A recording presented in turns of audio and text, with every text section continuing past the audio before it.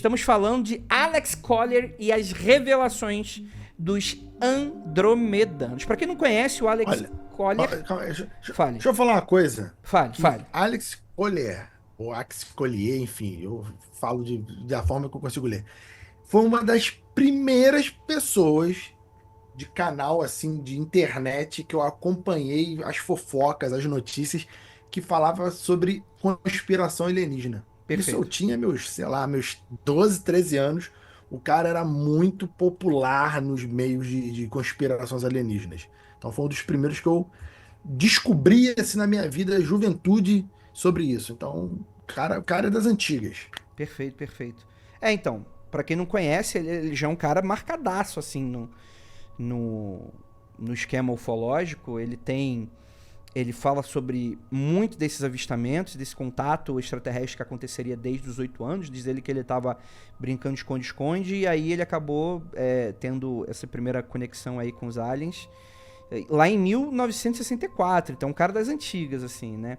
Ele estava brincando em um milharal do seu avô e teve esse primeiro contato. E esses seres que mais tarde se identificaria como Viseus e Morenão, vou colocar aqui agora, eles seriam originários da galáxia de Andrômeda, por isso são Andromedário, que é um nome péssimo, inclusive, né? Andromedário. Andromedanos. Andromedanos? Andromedário eu acho que eu prefiro Andromedário. Pô, mas Andromedano? dromedário é um animal. Andromedanos. Eu já Andromedanos fui é até ver se eu ruim. escrevi errado. Até ver se eu escrevi errado.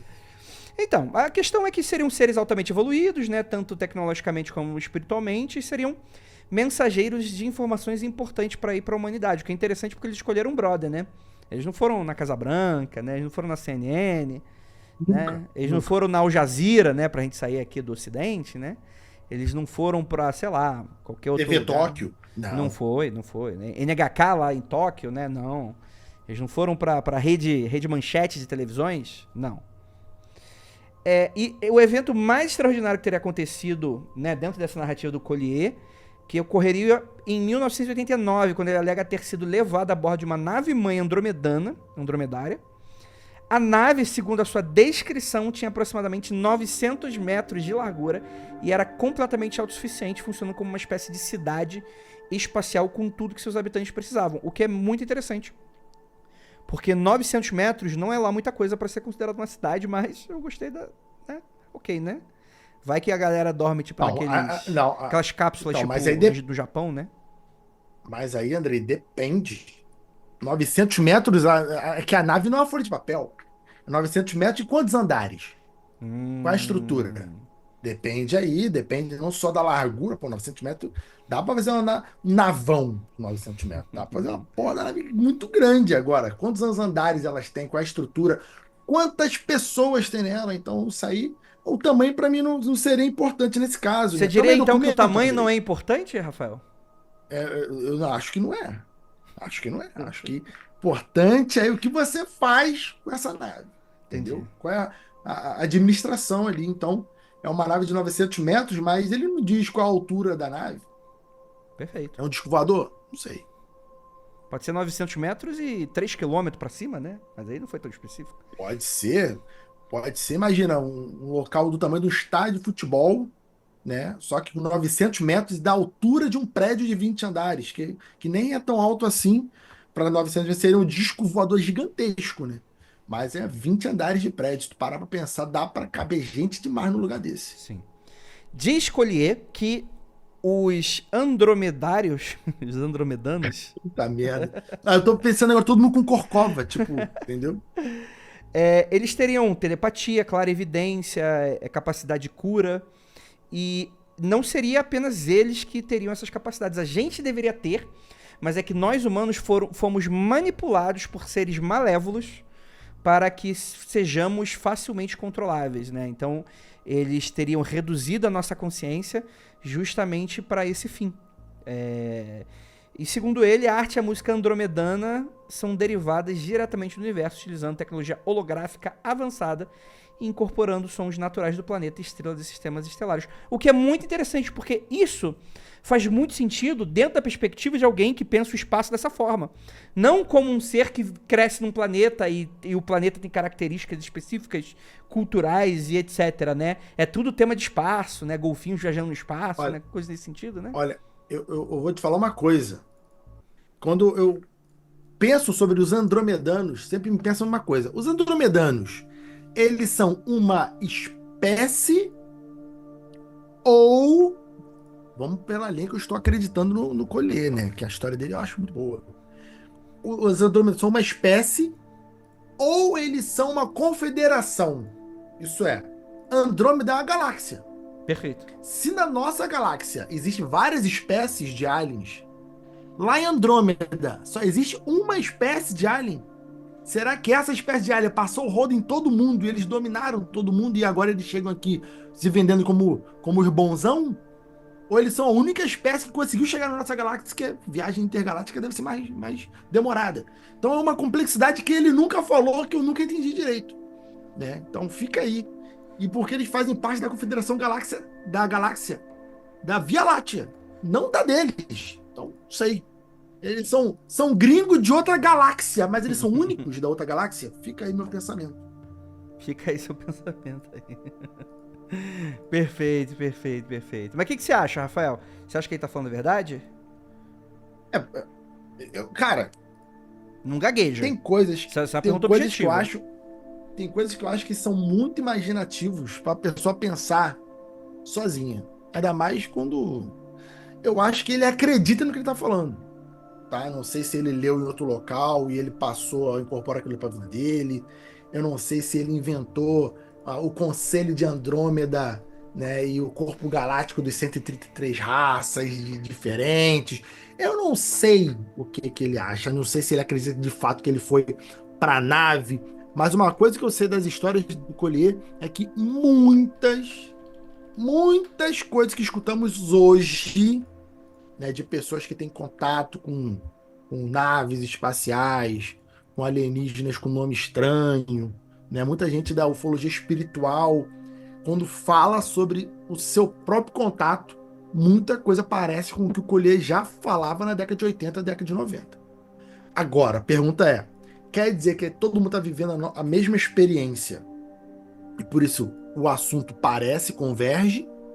Ou é porque o pessoal bebeu na mesma fonte do Collier, ou a fonte foi o Collier, o que ele falava lá 40 anos atrás, e o pessoal está só dando uma reformulada, dando a sua própria garibada e melhorando esse assunto e vindo com essa história. Porque eu sempre tenho essa curiosidade. Quando a gente vai muito no passado buscar as fontes de avistamentos, de magia, de não sei o quê, quando a gente chega nas pessoas que se dizem contactadas hoje, as coisas são muito parecidas. Ou é uma coisa ou outra. Ou eles estão copiando, ou eles estão tendo experiência, essa experiência é igual porque é verdade, né?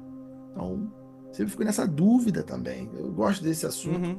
Essa galera da década de 90, década de 80, no geral, eles ganhavam muito menos do que as pessoas quando tem YouTube e vivem disso hoje. Ganhavam muito menos. Alguns ganharam muito dinheiro, mas a maioria se expunha e não ganhava muito dinheiro com isso. Isso é curioso. Eu vendia livro aqui, vendia livro ali, dava muito trabalho, não era um negócio que ganhava um dinheiro infinito de bobeira, né? Mas eu fico curioso sobre. Eu vou vender a ideia que eu tenho contato com alienígena e o governo, e aí vive falando que o governo persegue, que os homens de preto veta e tá atrás, mas o governo nunca te mata. Eles estão falando de um governo, no caso dos Estados Unidos, joga bomba em vários países. Qual vai ser qual vai ser o drama do governo dar sei lá, explodir teu carro sem querer, sabe? Então, sempre fica muito complexo de acreditar. No primeiro momento eu acredito, mas quando eles falam que estão sendo perseguidos pelo governo, eu já acredito muito. Então depende. Falei um monte e no final falei, depende. Então, Foda. eu acho que assim, você começa, no começo da sua fala, né, você fala um pouco sobre, será que o pessoal se inspirou no que o Collier falava, etc e tal. Eu diria até que é uma coisa meio existia um zeitgeist muito próprio da galera da ufologia e uma galera que também bebeu muito do New Age, né? A década de 70, ela foi muito prolífica, né? Conhecida aí como a segunda onda da ufologia nos Estados Unidos, né? Foi aí onde nasceram, né, o mercado ufológico, né? Os livros, as palestras, os documentários, os filmes até, né? Spielberg, essas paradas assim. Década de 70 e 80, vamos lembrar, Star Wars é final de 70. Tem grandes filmes da década de 80, né? Então era um assunto que todo mundo tava bebendo de todo mundo, né? E aí, eu colhei claramente alguém que pega um pouco do esoterismo, né? Bebe um pouco do esoterismo, né? Essa coisa bem New Age, da Astacheran, né? Os aliens, eles têm essa capacidade que se confunde muito com entidades, né? Mestres ascensionados e coisas nesse sentido. Então, acredito que ele era fruto do seu tempo, né? E por isso, né? Tinha o seu... Como década de 80, né? Já pegava mal falar jupiteriano, venusiano. Então, tinha que colocar mais longe, né? Porque conforme os telescópios iam avançando, os ETs estavam vindo cada vez mais de longe, né? De uma maneira que você não conseguia ver as suas cidades, né? Que aí você via Júpiter e falava, porra, não tem ninguém morando aqui, né? Naturalmente, né? Aí depois começou a ver, não, mas é porque é espiritualmente, né? Então tudo vira uma grande desculpa, né? Então, assim, eu já não acredito muito justamente porque o que mata a charada pra mim é o lance da música e da arte andromedana, né? Porque, poxa, ela só faz sentido dentro da nossa perspectiva, que são seres que vêm do espaço, logo a sua arte é sons do espaço, som que os planetas fazem, né? Quer dizer, aqui a nossa arte é Vênus de Milo, que faz parte de uma divindade de 2.000 anos atrás, de 3.000 anos atrás, que nasceu numa região muito específica do nosso planeta. E, porra, que tipo de arte a gente faz cósmica? Que tipo de arte a gente faz sideral? Quer dizer, eles só fazem sideral porque a nossa perspectiva é que eles são essas pessoas que vêm do espaço, né? Então é por isso que, porra, que a pessoa vai falar que é essa coisa evoluidaça, né? Quer dizer, os caras são tão limitados que a arte deles é uma reprodução de um som que a natureza faz, né? E assim, obviamente tem artes que reproduzem fenômenos que a natureza faz. O meu ponto não é esse, né? Mas você limitar uma cultura de um planeta inteiro, e a gente tá falando de Andromedano, não é de um planeta só, né? De vários planetas, sendo... Galáxia. Uma galáxia inteira sendo exatamente uma coisa tão genérica, né? Quer dizer, só aquelas ilustrações dos golfinhos espaciais voando, né? É basicamente isso a arte dos caras. Dá pra ver aí que existe uma falta de capacidade até intelectual de criar essas coisas. Tipo, um Tolkien aí mata a pau uma criação de um universo. Esse cara não tem essa capacidade. Então, pra mim, é fake, né? Detalhe. Ele também trouxe a ideia que os andromedanos, o objetivo deles é fazer a nossa evolução pelas 11 densidades ou em 11 dimensões. Então, repara, hoje em dia, quando você vai ver a galera da ufologia espiritual, eles falam aquele lance da transição planetária. Uhum. Que a gente está indo para quarta dimensão, quinta dimensão, que os ares benevolentes que estão aqui com a gente são da quinta dimensão, são seres ascensionados, aquela coisa toda. O Collier já falava sobre isso lá. E ele já tinha bebido de fonte de 80, 70 anos antes, né, da virada do século XX. Né? Então a gente fica com isso. De onde nasce essa ideia? Alguém originalmente pensou e depois isso começou a ser um copia-cola direto? Ou alguém viveu essas experiências e são parecidas? Então, o papo de hoje em dia está muito do milenarismo. Comentei até no programa passado. O mundo vai acabar. Vai acontecer a grande virada. Os aliens vão chegar. Deus vai voltar. Vai acontecer a grande revolução. E o Collier também já falava sobre esse tipo de coisa. Os aliens vão se revelar e não vai ter mistério. Aí alguns já falam data. Vai ser 2027, vai ser 2029. E é aquilo que eu comentei na outra vez. Todo mundo que botou data, a história recente é abarrotada de pessoas que botaram data em coisas incríveis que iriam acontecer. Abarrotada. E a história antiga também é abarrotada dessas pessoas. Quando passava a data, não, remarcou. Não sei o quê. Deu conflito de agenda, Rafael. Tem que entender. Não deu. No podcast passado a gente falou do negócio, do efeito Casemiro de Abreu, né? Vai acontecer aqui, vai vir juteriano. Não veio. Por quê? Eles desmarcaram, tinha muita gente no lugar. Sempre tem o lance, a gente tem muitas seitas que falam sobre isso, sobre asteroides, sobre meteoros, sobre vai vir, sobre não vai vir, é o sinal dos céus. Então a gente sempre tem que ter muito cuidado, e é por isso que eu gosto de história. Porque quando a gente vai pesquisando os primeiros a falar esse tipo de coisa, a gente vê que muitas dessas coisas é um copo e cola. Hoje Perfeito. o pessoal tá falando isso, mas isso já era falado na década de 70, década de 80, década de 90, já era falado na década de 20, década de 10, e aí tu fica, porra, quem tá falando a verdade? Ou é tudo verdade, ou é tudo mentira, né? Fica aí um mistério. E aí não tem como falar que eu sou cético, porque eu até acredito, mas não acredito em tudo. Coitado aí do Rafael. Enfim, mas é isso, nossos 2 centavos com relação a esse tipo de crença, né? Eu concordo muito, né? Quem lembra aí, 1000 passarão, como é que é? 1000 passará, mas 2000 não chegará, né? Esse Pois tipo de é. crença Gente, vocês querem saber se uma parada é fake? Veja se os seres mais evoluídos do universo estão falando algo que um ser humano medíocre falaria. Exatamente.